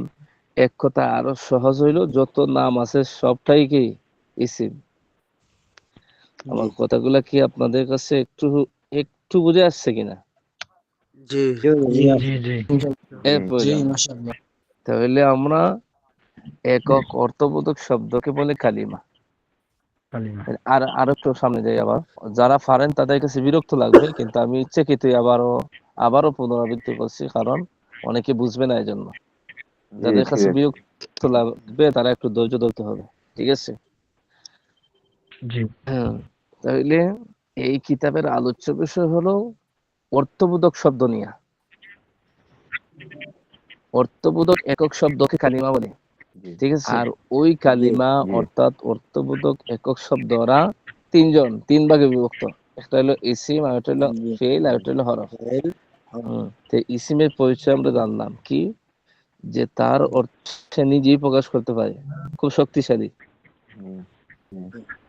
আর কেউ তার কাছে যেতে হয় না, কেউ সাহায্য নিতে হয় না, এবং তার মধ্যে কি নাই, ও বর্তমান, অতীত, ভবিষ্যৎ কোনো কালের সম্পর্ক নাই, মোটামুটি সে স্বয়ং পাওয়ারফুল। এর উদাহরণ দিলাম, এবং সহজে বোঝার জন্য বললাম কি, যে যত জিনিসের নাম আছে, ব্যক্তির নাম আছে, বস্তুর নাম আছে, সব কি ইসিম। এটা স্মরণ রাখেন। 2 নম্বর, অর্থবোধক একক শব্দকে কালিমা বলে। দেখেন, অর্থবোধক একক শব্দ আর বলবো না, সামনে গেলে শুধু কালিমা ব্যবহার করবো। কালিমা কাকে বলে এটা ভালো করে মুখস্থ নিয়েন। তাইলে কালিমা অর্থাৎ অর্থবোধক একক শব্দ 3 প্রকারের। দ্বিতীয় প্রকার হলো ফেইল, যে কালিমা শব্দ অন্য কোনো শব্দের সাহায্য ছাড়া নিজের অর্থ নিজে প্রকাশ করতে। কোথায় গেলেন? ভাই, আওয়াজ করবেন না, আওয়াজ করবেন না, আওয়াজ করবেন না। যে কালিমা অন্য কোনো শব্দের সাহায্য ছাড়া নিজের অর্থ নিজে প্রকাশ করতে পারে, তার মতন আগে একটু পার্থক্য আছে, এবং আর অর্থের মধ্যে 3 কালের কোনো একটি কাল পাওয়া যায়। আগে আছিল কি, 3 কালের কোনো একটা কোনো কিছু কালের মাঝে যায় না। পাওয়া যায় না, এখন হইলো যায়। যায় তাকে বলে ফেল। আগে হলো কি, যে শব্দ, যে অর্থবোধক একক শব্দ, অর্থবোধক একক শব্দ কি তো কালিমা বলে, যে কালিমা বা শব্দ অন্যের সাহায্য ছাড়া নিজের অর্থ প্রকাশ করতে পারে। ফেইলের মাঝে অতটুকু ঠিক আছে, কিন্তু ইসিমের মধ্যে কি বর্তমান, ভবিষ্যৎ, কালের সাথে কোনো সম্পর্ক পাওয়া যায় না। আর ফেইলের মাঝে কি পাওয়া যায়, বর্তমান, ভবিষ্যৎ, এই কালটা পাওয়া যায়। এই শেষটাটুকু হা না সম্পর্ক আছে, ঠিক আছে? আমরা কয়েকবার পড়লে ওটা মুখস্থ হয়ে যাবে। যেমন বরাবা, সে প্রহার করলো, যারা বাংলা তো বুঝেন সবাই, প্রহার করলো, এটা প্রহার করলো ওই যে অতীত, ঠিক আছে? প্রহার করলো বা করেছে। প্রহার করবে, এটা বর্তমান না ভবিষ্যৎ? করবে, হ্যাঁ, এই তো ভবিষ্যৎ। এখন যারা বাংলা যে প্রহার করবে এটা নাই, কখন আসবে এটা ইনশাল্লাহ সামনে আসবে। আমি তো প্রথম দিনই বলছি যে কিছু সামনে না গেলে পড়াগুলো একটু ব্যতিক্রম লাগবে। এরপরে দেখুন, অর্থবোধক একক শব্দকে কালিমা বলে। আর কালিমা 3 প্রকারের, সর্বশেষ প্রকারের নাম কি, হরফ। যে কালিমা শব্দ অন্য কোনো শব্দের সাহায্য ব্যতীত নিজের নিজে প্রকাশ করতে পারে না, তাকে হরফ বলে। আগের 2টার চেয়ে এটা কি বিপরীত, এটা দুর্বল। যেমন হলো মিন। এখন আপনি কিন্তু বললেন যে মিন, মিন থেকে হইতে, কি হইতে, কি থেকে প্রশ্ন আসে না? হ্যাঁ, কার থেকে, কি, কোথায় থেকে বলতে একটা প্রশ্ন না, মিন থেকে বললে তো দুনিয়া কেউ বুঝবে না, বরং এটাকে আরেকটা জিনিসের সাথে যুক্ত করতে হবে। মিনাদ্দার, মিনাল মাদ্রাসা, মাদ্রাসা থেকে, বাড়ি থেকে, ঠিক আছে? তাইলে হরফ কাকে বলে, যে শব্দ অন্য কোনো শব্দের সাহায্য ব্যতীত নিজের অর্থ নিজে প্রকাশ করতে পারে না, তাকে হরফ বলে। যেমন মিন অর্থ থেকে, হইতে, কিন্তু কোথায় থেকে? যদি বলা হয় মিন ফেনি, এখানে ফেনি মনে লিখছে, ফেনি থেকে। মিনাল ঢাকা, ঢাকা থেকে, আসাম থেকে, তাহলে তো বোঝা যাইতো। তাহলে কি বুঝলাম যে অর্থবোধক একক শব্দের 3 নম্বর যে সদস্য তার নাম কি হরফ, সে নিজে নিজে কিছুই হতে পারে না, বরং আরেকটার সাথে যুক্ত হইয়া তার অর্থটা প্রকাশ পায়। যতটুকু বললাম অতটুকু সবার কাছে ক্লিয়ার হয়েছে ভাই? জি হুজুর, ক্লিয়ার জি হয়ে গেছে। জি কালিমা মানে কি আসলে আমি বাক্য একটু বলি। হয় নাকি বাক্য? পদ এখানে লেখা না না আছে না কিন্তু না বাক্য কি হয়? না, বাক্য হলো কালাম। কালামের আলোচনা এখানে নাই, এখানে আমরা কালিমা, বাক্য নিয়ে আলোচনা হবে আপনাদের নাহুতে। ঠিক আছে, এখানে শুধু শব্দ নিয়ে আলোচনা। শব্দ কাকে বলে? কয়েকটা অক্ষর মিলে হয় একটা শব্দ, আর কয়েকটা শব্দ মিলে হয় একটা বাক্য। এখানে আমাদের বাক্যর আলোচনা নাই। ঠিক আছে। জি জি। হম কারো কোনো প্রশ্ন থাকলে, এই যতটুকু পড়াইছি এতটুকুর ভিতর প্রশ্ন থাকলে বলতে পারেন, এরপরে সামনে যাব। জি না হুজুর, প্রশ্ন নাই জি ইনশাআল্লাহ। হুজুর, আচ্ছা, নাই আপনার হুজুর নাই, আমাদের। বাকিগুলো আছে, খুব সুন্দর করে যে বুঝিয়েছেন। অনেক ছাত্রগুলো আছে। হম তাড়াতাড়ি বলতে হবে, সামনে চলে গেলে আবার প্রশ্ন করলে অনেক সময় নষ্ট হবে। হ্যাঁ, ঠিক আছে, ধন্যবাদ সবাইকে। কারো ভিতরে কোনো কয় বা এরকম এটা কি আপনার আওয়াজটা শোনা যাচ্ছে না, আবার বলুন। সেল কে- এবং হরফ এগুলো আরো একটু বিস্তারিত কি আলোচনা করা যাবে? কোনটা ফেল? ফেইলের আলোচনা, ফেল হরফ। ফেইল হরফ। ফেইলের মধ্যে আমরা আলোচনা করছি কি, যে ফেইল মানে হলো কাজ, বুঝছেন? জি জি। ফেইলের একটা শব্দ শুনে এখানে, ফেইল মানে কাজ। যত ধরনের কাজ আছে, খাওয়াও কিন্তু একটা কাজ, জি কলম জি। দিয়ে লেখাও একটা কাজ, কথা বলা এটাও একটা কাজই, পড়াইতেছে ওটা একটা কাজ। ঠিক আছে, ওটা হলো ফেইল। এখন ফেইলের মধ্যে আলোচনা এটাই, আর এই সারা কিতাবটাই আপনার ফেইলের আলোচনা যাবে। ঠিক আছে, সুতরাং এখানে আর আলোচনা আমরা বাড়াইতে চাই না। মিজান কিতাবে হইলে ফেল নিয়ে আলোচনা, ইসিম নিয়ে আলোচনা নাই, হরফ নিয়ে আলোচনা নাই, শুধু কি কালিমা দ্বিতীয় নম্বর যে সদস্য, যে ফেল, ওই ফেল নিয়ে আমাদের সারা কিতাবে আলোচনা। এখন বলেন, সারা কিতাবের আলোচনা যদি এখানে আনি, কিছু বোঝা যাবে? জি না। হ্যাঁ, তাহলে আমরা এই কিতাবটা কাকে নিয়ে আলোচনা হবে? এই ফেল নিয়ে আলোচনা। সোহেল নিয়ে। শুধুমাত্র এখানে যে তিনটা দেওয়া হয়েছে না, হরফের আলোচনা নাই ওই কিতাবে, ইসিমের আলোচনা নাই বললেও চলে, শুধু তাহলে হুজুর ফেল। আমরা কি এটা ধরে নিতে পারি যে পৃথিবীতে যত রকমের কাজ আছে সবগুলোই ফেল? কাজ মানেই ফেল।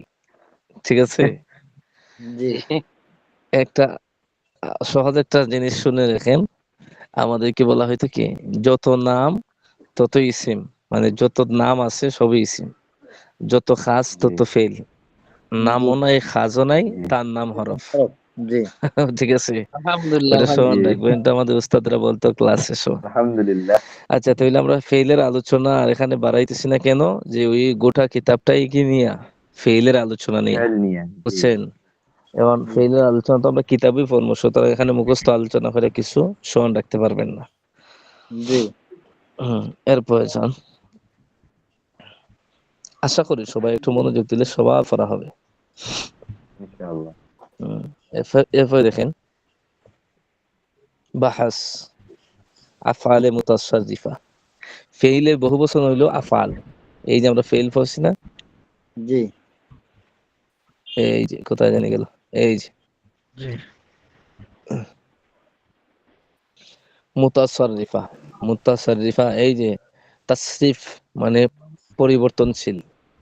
পরিবর্তনশীল ফেইলের আলোচনা সমূহ। ফেইলের পরিচয়, যেসব ফেল বিভিন্ন সেগা রূপান্তরিত হয় তাকে আফআলে মুতাসাররিফা বলা হয়। এগুলো মুখস্থ করতে হবে, বিস্তারিত বুঝতে হলে সামনে যেতে হবে। ঠিক আছে, এরপর দেখেন খ, যে ফেইলের মাজি, মুজারে এবং আমরের গর্দান করা যায়, সমস্ত রূপান্তরশীল ফেইল কালের সাথে সম্পর্ক রাখা হিসাবে 3 প্রকার। তাহলে কালের সাথে সম্পর্ক রাখা হিসাবে ফেল হলো 3 প্রকার। আর আগে আমরা বলছিলাম কি কালিমা মাজি 3 প্রকার। বলেন তো কালিমা 2 নম্বর প্রকারের নাম কি? কালেমা ফেল ফেল ফেল ফেল। তাহলে আমরা প্রথমে যাইবো কি অর্থবোধক একক শব্দকে কালিমা বলে, ঠিক না? জি তে জি জি অর্থবোধক জি একক শব্দটা ধরে নেন, উনি হইলো কালিমা হইলো কি দাদা। তো দাদার ঘরে জি হইছে কয়জন? জি চাচা হইলো 3 জন, একজন হইলো ইসিম, একজন হইলো জন ফেল, আর একজন হরফ। আমার ভাষা জি বুঝতেছেন আপনারা? জি জি জি জি জি হ্যাঁ। এখন 3 চাচার আওলাদের মধ্যে 2 নম্বর চাচার নাম কি? ফেইল। এখন ফেইলের ফেল ফেইলের আবার আলোচনা আইতেছে এখানে, হয় না নি? আমরাও তো ছিলাম এক সময় ছোট, আমাদের ছিল দাদা ছিল, তারা ভাই এনেছিল, তাদের ভাই হয়েছে, তাদের ভাই হয়েছে, এবার সিলসিলা লম্বা হয়। তে আমরা প্রথমে ফেইল থেকে এই অর্থবোধক একক শব্দ থেকে আসছি, উনি মুরব্বী, ওরা হইলো 3টা আওলাদ, ইসিম ফেইল হরফ। এখন আমরা খারা আওলাদ নিয়ে আলোচনা করব। আমাদের মূল আলোচ্য বিষয় হলো ফেইল। এখন ফেইলের আবার প্রকারভেদ বাহির হইছে।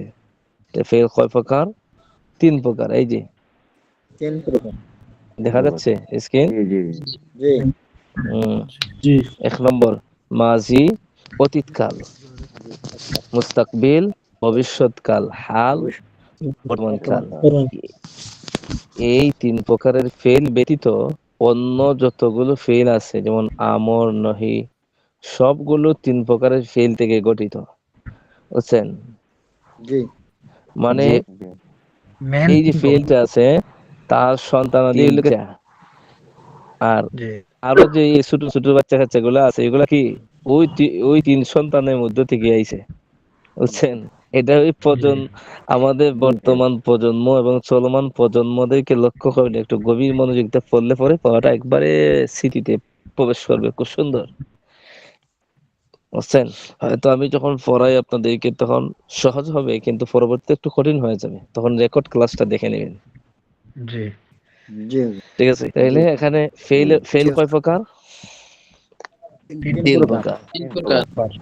ফেইলে মাজি অর্থাৎ অতীতকাল, ফেলে ফেইলে মুস্তাকবিল মুস্তাকবিল ভবিষ্যৎকাল, ফেলে হাল বর্তমানকাল। এখন একটা জিনিস আপনাকে বলি, দুনিয়াতে যত কাজ আছে এই কাজগুলা হয়তো আপনি করছেন, নয়তো করতেছেন, নয়তো করবেন, করবে জি এছাড়া কোনো গতি আসেনি। জি না জি না হুম? জি না একটা কাজ হয়তো আপনি করছেন, নয়তো করবেন, নয়তো করতেছেন। জি এই 3 কোয়ালিটি ছাড়া দুনিয়াতে কোনো কাজ নাই, জি জি ঠিক আছে? জি হুম।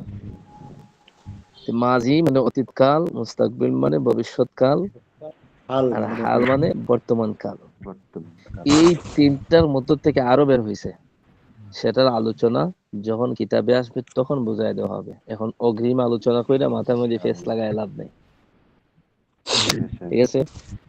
জি এরপরে এখন দেখেন ফেল কয় প্রকার? 3 প্রকার 3 প্রকার হুম, তিন প্রকার ওগুলা খাল সন্তান দি, এগুলা কিন্তু আমাদের ওই যে মুরব্বী, মুরব্বী কে এখানে জি এখন তো হইলো ওই যেটা, এই যে এই নইলে মেইন, জি কালিম হ্যাঁ?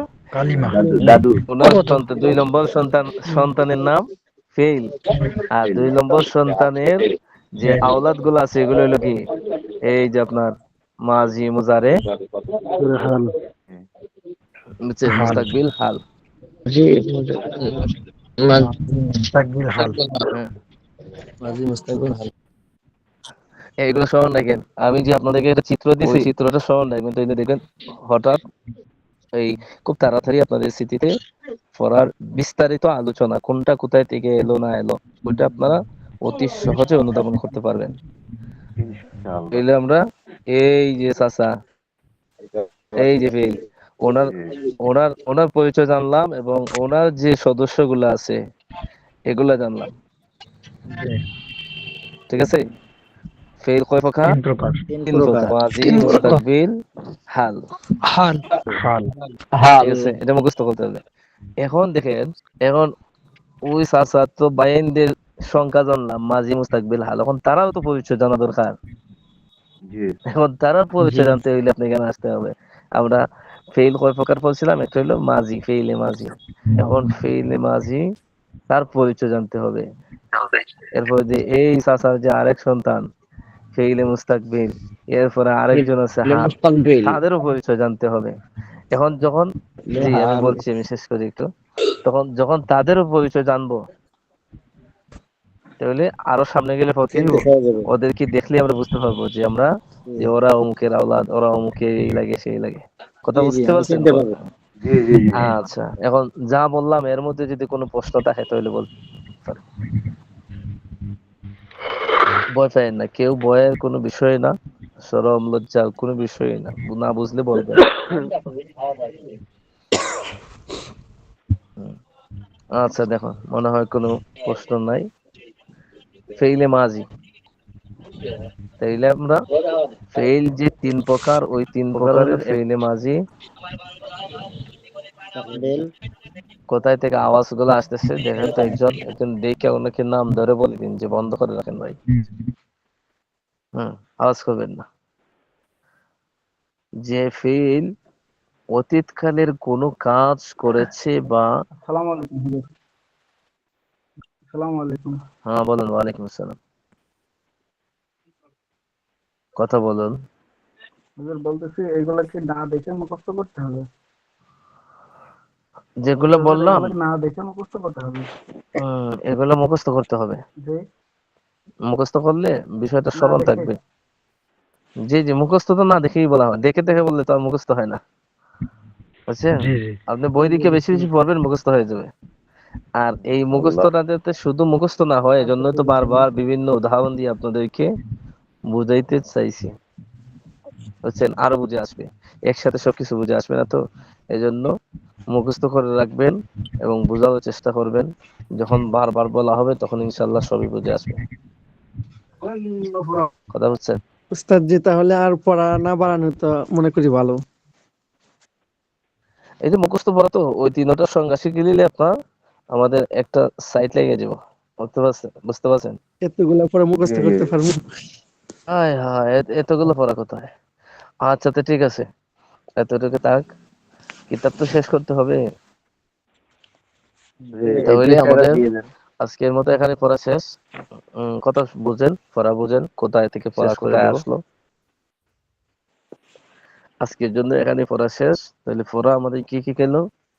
এটা হলো যিনি এই কিতাবটা লিখছে তার জীবনী, আর একটা হলো ওই কিতাবটা যে বিষয়ের, এটা হলো ইলমুস সরফ। ইলমুস সরফ কাকে বলে, তার লক্ষ্য উদ্দেশ্য কি, এই তার আলোচ্য বিষয় কি, তার আলোচ্য বিষয় হলো শব্দ নিয়ে, কোন শব্দ, যেটার অর্থ আছে। আর অর্থবোধক একক শব্দকে বলে কালিমা। কালিমার সদস্য, কালিমা তার প্রকার কয়টা? 3টা, ইসিম, ফেইল, হরফ। ইসিম কাকে বলে, ফেইল কাকে বলে, হরফ কাকে বলে, এটা আমরা পড়ছি। এখন কালির সংজ্ঞাগুলো জানলাম। এখন আমাদের বিস্তারিত ওই কিতাবে আলোচনা হবে ফেইলের। ফেইল কয় প্রকার? 3 প্রকার। 3 প্রকার। মাজি, মাজি, মাজি মুস্তাকবিল, মুস্তাকবিল, হাল। হাল। মাঝে ঠিক আছে? মুস্তাবিল হাল। হুম, এই 3 প্রকার। তো এটা একটা মুখস্থ করার একটা বড় একটা বিষয় হইলো। কয় মিনিটের পড়া শেষ তো হয়ে গেছে। হয়ে যাবে আশা করি আচ্ছা ইনশাআল্লাহ। ঠিক আছে। আচ্ছা, শুরু হিসাবে রেখে দিলাম। এই পড়াগুলো গুরুত্বপূর্ণ, বারবার আসবে, বারবার জিজ্ঞেস করব। জি জি। প্রত্যেকে এই প্রিপারেশন নিয়ে বসবেন যে আমাকে পড়া জিজ্ঞেস করলে যাতে আমি বলতে পারি। ঠিক আছে? ইনশাআল্লাহ। ইনশাআল্লাহ। ইনশাআল্লাহ ওইটাই, ওই হুজুর, সিস্টেম ওই হবে যাতে যিনি সবাই পড়া কিতাব বলতে পারেন। লিখেছেন, হুম, হুজুর, জি যিনি বলুন। কিতাব লিখেছেন, ওনার জীবনীর কত পৃষ্ঠায় আছে জানেন? শুরুতে এই তো ভাই, একেবারে প্রথম পৃষ্ঠা, এত লম্বা পড়া আচ্ছা জি পড়লাম। এই যে জি জি ঠিক আছে। জি ঠিক আছে।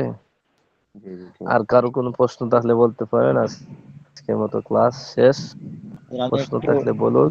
জানতে চাই আপনার কাছে, হ্যাঁ, যদি কিছু জি। মনে না করেন। না না না, কোনো কিছু মনে করেন নাই, এটা আমাদের একটা পরিবারের মতন, আপনার সবাই মন নিজস্ব খুলে প্রশ্ন ঠিকানা করেন। কোথায় হবে? নিজস্ব দেশের বাড়ি? ঠিকানা হল হবিগঞ্জ, সিলেট, কর্মস্থল ঢাকা। বুঝছেন? সিলেট বিভাগ, হবিগঞ্জ জেলা, নবীগঞ্জ থানা, কর্মস্থল ঢাকা। এই জন্য ঠিক হুজুরের আছে। ভাষাগুলো সিলেটের মতো লাগতেছিল আমার কাছে। হ্যাঁ। আপনি কোথায় থেকে যুক্ত হন? জি হুজুর, আমি ফরিদপুর থেকে। ও, ফরিদপুর কোন ফরিদপুর জায়গা? ফরিদপুর সদর। হ্যাঁ, যাই হোক কিতাবগুলো পড়েন, আল্লাহ তাআলা শেষ পর্যন্ত টিকে থাকার তৌফিক দান করুন। আমিন। আমিন। দোয়া করবেন। আমিন ইয়া রাব্বাল আলামিন। দোয়া করবেন ইনশাআল্লাহ। হুজুর, হুজুর আমি যখন বুঝতে না হুজুর পারবো, আমি কিছু হুজুর, হুজুর আমি কিছু টাইম ক্লাসে ছিলাম না, নামাজে গেছিলাম তো হুজুর, বুঝছেন তো। পড়াটা কোনখানে দিয়েছেন একটু বলে দিলে ভালো হতো আমার, আজকের পড়াটা। ভাই পড়া আপনি পরে জানিয়ে নেবেন আমার কাছ থেকে ইনশাআল্লাহ। আচ্ছা ঠিক আছে। পড়াটা হইলো, আচ্ছা তো ঠিক আছে, আপনারা ঠিক আছে, ওই বাইরে থেকে আমি জানিয়ে নেবো ইনশাআল্লাহ। সবচেয়ে ভালো হইব যখন ফোরাগুলো মনে করেন যে বুঝতে অসুবিধা হচ্ছে, আপনাদেরকে এই রেকর্ডটা দেওয়া হয়, তখন সবচেয়ে সহজ উপায় পেয়ে গেলেন। ঠিক আছে, ফোরা বেশি না তো। আচ্ছা তো জি। ঠিক আছে, হুজুর আমি একটা আলহামদুলিল্লাহ অনেক। মাসআলা আসসালামু জিজ্ঞাসা আলাইকুম। হুজুর একটা মাসআলা জিজ্ঞাসা করতাম, বলা যাবে আচ্ছা যদি আপনার টাইম থাকে? আচ্ছা ঠিক, যে সমস্যা নাই। বাকিদের আজকে ক্লাস এখানে সমাপ্ত, চলে জি যেতে হুজুর। পারেন। আর যাদের এই কোনো মাস কিছু বলার ইচ্ছা আছে তারা থাকতে পারে। জি জি বলো। হুজুর, আমি আমি তো দুবাই থাকি। দুবাই আর বাংলাদেশের টাইম 2 ঘন্টা ডিফারেন্স আছে, এখানে 2 ঘন্টা হ্যাঁ কম, হ্যাঁ, বুঝছেন। তো আমি এইমাত্র ঈশার জি নামাজ পড়তে গেছি, তো এখানে হুজুর যিনি ইমাম সাহেব নামাজ পড়াইতেছেন তার পিছনে ইনার মোবাইলটা দিয়ে ওই মানে ওনার নামাজটা ভিডিও করতেছে, ওনার কেরাত গুলো ভিডিও করতেছে। তো আসলে কেরাত ভিডিও করা ঠিক হুজুর? এটা ভিডিও বিষয়টা অত্যন্ত বিতর্কিত বিষয়। ভিডিও কথা, বায়তুল্লাহ শরীফে তো সব ভিডিও হয়। বায়তুল্লাহ আচ্ছা আচ্ছা। শরীফের প্রত্যেক নামাজের, ওয়াক্তের নামাজ বলেন, জুমার নামাজ বলেন, এমনকি আঙ্গিনায় সবকিছু ভিডিও হয়। জি বুঝছেন? জি জি জি। এরপরে মানে এটা নিয়ে কিছু লোক বাংলা, তর্ক বিতর্ক করতেছে, কেউ বলতেছে ঠিক, কোন পাকিস্তানি বলতেছে ঠিক, কোন ইন্ডিয়া বলতেছে ঠিক না। মানে এটা নিয়ে মসজিদের ভিতরে একটুই লাগছে আর কি, এই যারা, জন্য আপনার থেকে হ্যাঁ জিজ্ঞাসা করলাম। ঠিক আছে, যারা বলে ঠিক না তাদেরকে তর্ক না যাইয়া একটু জিজ্ঞেস জি করবেন যে ভাই ঠিক না দে, কথাটা তো আসলে বাংলা বলতে এটার মূল আপডেট কি, হালাল না জি হারাম? তাহলে তো একটা বলবে জি না, জি জি বলবে হারাম, ঠিক না? তখন তারে জিজ্ঞেস জি করবেন যে উমরা করা হালাল না, এই উমরা করা ফরজ না মুস্তাহাব, না এটা নফল ইবাদত? তখন বলবে কি উমরা করা সুন্নত, ঠিক না? সুন্নাত। সুন্নত, এতটুকু বলবে, এর উপরে তো কোনো গুরুত্ব বিধান না উমরা। তখন তারে বলবেন যে উমরা যদি সুন্নত হয়, সুন্নত পালন করতে যাইয়া কি হারামে লিপ্ত হওয়া যাবে? তখন বলবেন না। জি তাহলে তারা জিজ্ঞেস করবেন যে আপনি তো ভিডিও বাইতুল্লাহ কেন? শরীফে যান উমরা করার জন্য, এখানে তো ভিডিও হয়, তা আপনি সুন্নত পালন করতে যাই ভিডিও যদি হারাম হয়, তাহলে ওই জায়গাতে ভিডিও করতেছে, আপনি যান কেন? তো ওই আটক হয়ে যাবে। ঠিক জি জি আছে। জি। মানে মূল কথা হলো করলে কোনো সমস্যা হবে না, এরকমের তো না হুজুর? এটা বর্তমান দুনিয়ার সমস্ত মুহাক্কিক উলামায়ে কেরাম এবং বর্তমান বিশ্বের সবচেয়ে বড় একজন ব্যক্তি আল্লামা জাস্টিস তাকি উসমানী, জি পাকিস্তানের, হুজুর। সবার সম্মিলিতক্রমে ফতোয়া, এই যে ভিডিওগুলা যে করা হয়, এগুলো জরুরতে, এগুলো নিয়ে তর্ক বিতর্ক আছে, এই জন্য আমরা এই বিতর্ক যাই না, আর সমস্যা মনে করি না আমরা এগুলাকে, বুঝছেন। জি জি জি কিন্তু সবির ক্ষেত্রে হইলো জরুরত, জরুরতে বৈধ, এবং জরুরত ছাড়া অনার্থক কাজ তো ইসলাম এমনিতেই নিষেধ। খালি ছবি কেন, সমস্ত জিনিস যেটা কোনো জরুরত নাই এটা তো এমনিতেই নিষেধ। জরুরত ছাড়া আপনি জি রাস্তাঘাটে ঘোরাঘুরি করবেন, অনার্থক সময় নষ্ট করবেন, এটা তো ইসলাম চায় না। জি কিন্তু হুজুর। ভিডিওর ক্ষেত্রে মুহাক্কিক উলামায়ে কেরামের আমল থেকে এটা প্রমাণিত যে গোটা দুনিয়াতেই চলছে এবং হচ্ছে। গোটা দুনিয়া দলিল না, দলিল এটাই যে সমস্ত উলামায়ে কেরাম কোনোদিন নাজায়েজের পর ঐক্যবদ্ধ হতে পারে না। দেখেন বাংলাদেশ, আপনার বাড়িতে অবশ্য বাংলাদেশ, বাংলাদেশের বড় বড় উলামায়ে কেরাম সবার ভিডিও জি হচ্ছে, এবং এমনকি বাইতুল্লাহ শরীফেও ভিডিও হচ্ছে। সুতরাং যারা বিতর্ক করছে তারা আসলে ওই জগৎটা বুঝে না, ওই জন্যই করতেছে। তবে ঝগড়া বিবাদ তো সব ধর্মে, সবই ফতোয়ায় নিষিদ্ধ, সুতরাং এগুলা নিয়ে ঝগড়া করা যাবে না, জি জি হুজুর। বুঝছেন। আমি যে কৌশলে কয়েকটা কথা বললাম ওইগুলা জিজ্ঞেস করবেন, তখন নিজে নিজে আটক হয়ে যাবে। জি হুজুর, এরপরে মানে জিজ্ঞেস এটা নিয়ে করবেন, অনেকে কথা বলতেছিল, তো এই জন্য আমি জিজ্ঞাসা জি করলাম আপনার কাছ থেকে। এরপরে এরপরে জিজ্ঞেস করবেন আমাদের যে শায়েখ বাড়ির পাশে, মুফতি আব্দুল গফফার সাহেব, হুজুর নাম শুনছেন কিনা জানি না, জি ডালখানগরের শায়েখ। হ্যাঁ, আমি চিনি, আমি জি, ওনার থেকে মুরিদ ডালখানগরের হয়েছি, শায়েখ বুঝছেন। এখনো, জি, হুজুর এখনো মানে ভিডিও বা ছবি তোলা সরাসরি হুজুরের মজলিসে নিষেধ করে দেন, এমনকি ছবিও তুলতে দেন না। হ্যাঁ ওটা, মাইদুল ভাই, ও, জি এটা আমি বলছি ওইখানে আমি গেছি তো, আপনাকে। বুঝছেন। শোন কথা গলা বুঝুন। ও জি সরি। আব্দুল গফফার সাহেব উনি হলো মনে হয় সম্ভবত গহরডাঙ্গা মাদ্রাসার বড় মাপের একজন ব্যক্তি ছিলেন। আব্দুল গফফার সাহেব ঢাকার বড় শায়খুল হাদিসদের মধ্যে একজন বড় শায়খুল জি হাদিস না ছিলেন। হুজুর, ওই গফফার সাহেব না, তাই হলো মুফতি আব্দুল গফফার সাহেব ঢালকানগরের প্রধান মুফতি, শিক্ষা সচিব। ডালখানগরের পীর সাহেব হুজুর তো উনি তো মুফতি জাফর সাহেব সহ, ওটা জি হলো জাফর ওনারা সাহেব এটাকে সহ। তাকওয়া মনে করে, বুঝছেন? জি জি জি এটা ওনাদের ব্যক্তিগত বিষয়, কারো ব্যক্তিগত বিষয়কে আমি আজ পর্যন্ত জাফর সাহেব হুজুরের কাছে শুনি নাই হুজুর বলছে এতটুকু যে বাবারা আমার ভিডিও করবা না, কিন্তু উনি জি কোনো ওয়াজ মাহফিলে হারাম হালাল এগুলা নিয়ে বলে নাই যে আমার ভিডিও করবা না, বুঝছেন? উনি আমার পীর জি সাহেব, ঠিক আছে? জি ওনার জি কাছে আমার বয়াত, ওনার সাথে কথাবার্তা হয়, পার্সোনালি কথাবার্তা হয়, ভিডিও নিয়ে অনেক কথাবার্তা হয়েছে, বুঝছেন? তো এগুলা জি আংশিক, আপনি যতই বলেন না কেন, ঢাকা পিজি হাসপাতালের প্রেসক্রিপশন, এরপরে মিটফুড হাসপাতালের প্রেসক্রিপশন, সোহরাওয়ার্দী প্রেসক্রিপশন সব এক, সবার সম্মিলিত ক্রমে একটা বিষয়। এখন এমবিবিএস ডাক্তার একজনে দিয়ে দিল ভিন্ন, এটা আপনার একাডেমিক লাইনের দৃষ্টিভঙ্গিতে একজন ডাক্তারের উপরে আমল করবেন না গোটা সব মেডিকেলের যে আপনার সম্মিলিত সাক্ষ্য সেটার উপরে আমল করবেন? মাশাআল্লাহ, কোনটা দিবেন? মাশাআল্লাহ। হ্যাঁ, এজন্য আমাদের বুজুর্গানে দিন, আমাদের বড় বড় আলেম, আব্দুল গফফার সাহেব বড় আলেম, সুতরাং এদেরকে আইনা বৃহৎ সমর্থন এবং তারও আলেম, এদের সাথে আমরা ঠাক্কর না লাগাই, এদেরকে এক সাইডে রেখে দিই, বুঝছেন? ওনাদেরকে ওনাদের পথে চলতে দিই, এজন্য তো বললাম এগুলো বিতর্কিত, বলছি না এটা? জি জি জি জি না, হুজুর, জি ওনাদের জি। তাকওয়ার বুঝছেন? কারণে ওনারা এটা করেন। আমার জি তো জি মনে জি, হয় হুজুর আমরা এখন সবাইকে মুফতি সম্মান করি। তাকি ওসমানী সাহেব হ্যাঁ, জি এই জন্য এটা আমরা ওনাদের ওদেরকে ব্যক্তিগত আমল। একজনকে একজনের সাথে তাক্কর না লাগানোর চেষ্টা করি, এটা হলো সবচেয়ে বড় বিষয়। ওরা জি সবাই জি বড়, জি বুঝছেন?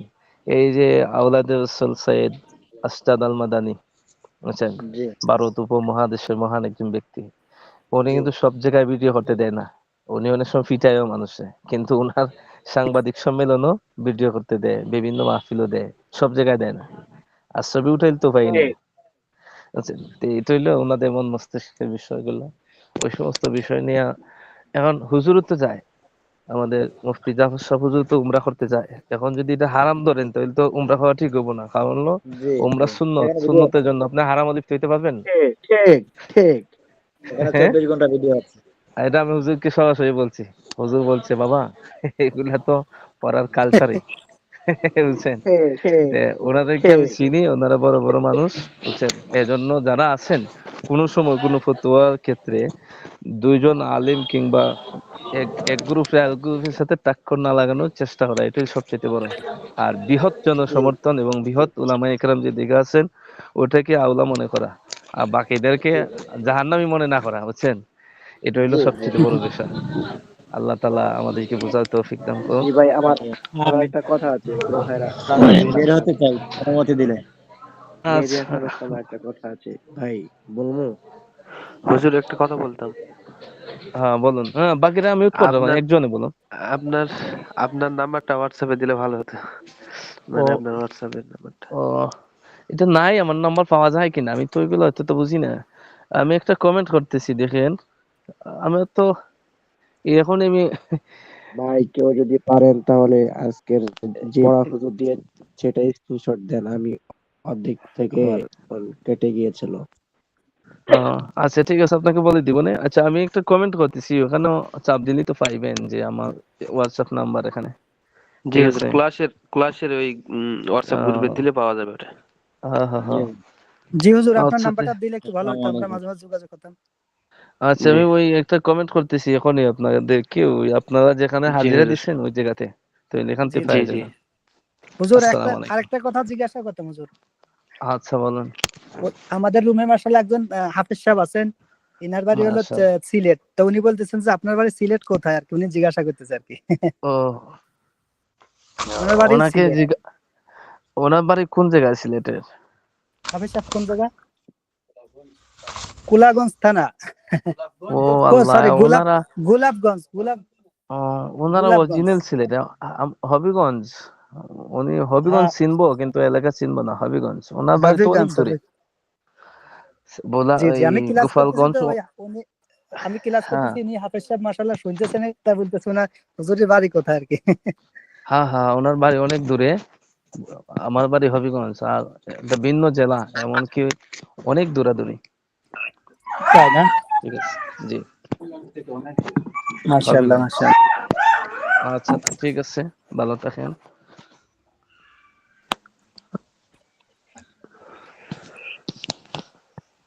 উমর ফারুক ভাই চলে গেছেন?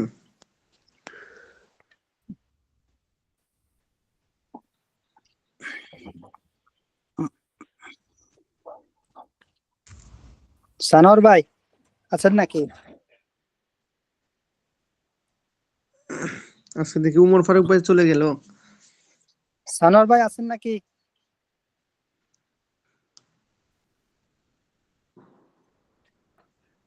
আল্লাহু আকবার। আজকের হুজুর তো যেইলা ক্লাস করাইছে উনি অনেক রাগী মনে হইতেছে। আরে না না রাগে না, উনি মাশাআল্লাহ খুব ভালো লোক। উনি বেশি কথা বলে না কিন্তু মাশাআল্লাহ অনেক ভালো লোক। জি জি দেখছেন ওই আপনার কত সুন্দর করে মাশাআল্লাহ বুঝাইলো, কত সুন্দর করে বললো। ওই যে দেখছেন ইনার ক্লাসটা ঠিক ফতুয়াটা আছে ভাই, আজকে যেরকম বললো যে আপনারা ডিস্টার্ব করবেন, আজকে দেখেন ক্লাসটা খুব সুন্দর হয়েছে। এর আগে করছিল শুধু এ মিউট করে না, এর শব্দ আসে অনেক জি জি ডিস্টার্ব জি হয়েছে। জি হ্যাঁ অনেক আজকে শব্দ হুজুর খুব আসে, সুন্দর, কিন্তু আজকে তো উনি ক্লাসে দুইটাই ক্লাস ঠান্ডা। বিলকুল বিলকুল আজকেরটা অনেক সুন্দর হয়েছে। আজকে ক্লাসটা সবচেয়ে ভালো আজকে হয়েছে যে কোনো শব্দ হয়েছে না, এরকম শব্দ না হইলে আপনার সামনে এলে তো পারি শিখতে অসুবিধা হয় সবার জন্য। এই জন্য আজকে ক্লাস ঠান্ডা, এই জন্য আমি ভাবলাম হুজুর অনেক রাগী, আমার ভয় ঢুকে গেছে মনের ভিতরে। না না ভয় পাওয়ার দরকার, উনি খুব ভালো হুজুরের লোক। নামটা কি দেখেন কোন ভাই? প্রশ্ন করলে উনি মাশাআল্লাহ জবাব দিয়ে দেয় সাথে সাথে। হুজুরের নাম মনে হয় আপনার জুনাইদ নাকি? আচ্ছা ও প্রতি হুজুরের নাম হচ্ছে আপনার প্রতি সপ্তাহে কি মেজানুল জুনাইদ আল ক্লাস সেই হায়দার। করাবে? একটা কি জানেন ভাই, আমি যতটুকু শুনছি আমাদের এখানে যত হুজুর আছে উনার মাশাআল্লাহ অনেক জ্ঞান। উনি মাশাআল্লাহ বুখারী শরীফ পড়ান, এখানে যে মাদ্রাসায় পড়ান না বুখারী শরীফ পড়ান। ইনার অনেক ইলম মাশাআল্লাহ। মুহাদ্দিস এক মাদ্রাসায় জি জি জি ইফতা জি ক্লাস দেন উনি বর্তমানে। জি জি জি অনেক বড় আচ্ছা একজন আলেম মাশাআল্লাহ, সে অনেক কি বড় মাপের আলেম, বুঝছেন? জি ভাই সে কি প্রতি সপ্তাহে মিজান ক্লাস নেবে শুধু? জি জি জি জি উনার একটা ক্লাসে মিজান ক্লাসে। উনি আপনার জামিয়া মাহমুদিয়া ইনশাআল্লাহ। ঢাকা মাদ্রাসায় ইফতা বিভাগের শিক্ষকতা করছেন বর্তমানে। জি জি জি ঢাকা জি আচ্ছা বাইতুল আমান একটা ইমাম ও খতিব ওই জায়গায় উনি রাগী না, বাইতুল সব আমানে দিকে ঠিক উপস্থিত। আছে, কিন্তু বেশি কথা বলে না আর বেশি করে না, এটাই ঠিক আছে, বুঝছেন? হুম পড়ার জ্ঞানী দিকে লোক আর বেশি আপনার জ্ঞানী লোকে মদিনাতুল উলুম ঢাকা অগ্রসর দেয়, মাদ্রাসায় বেশি পড়ার মুহাদ্দিস। দিকে। জি জি ঠিক এবার আছে।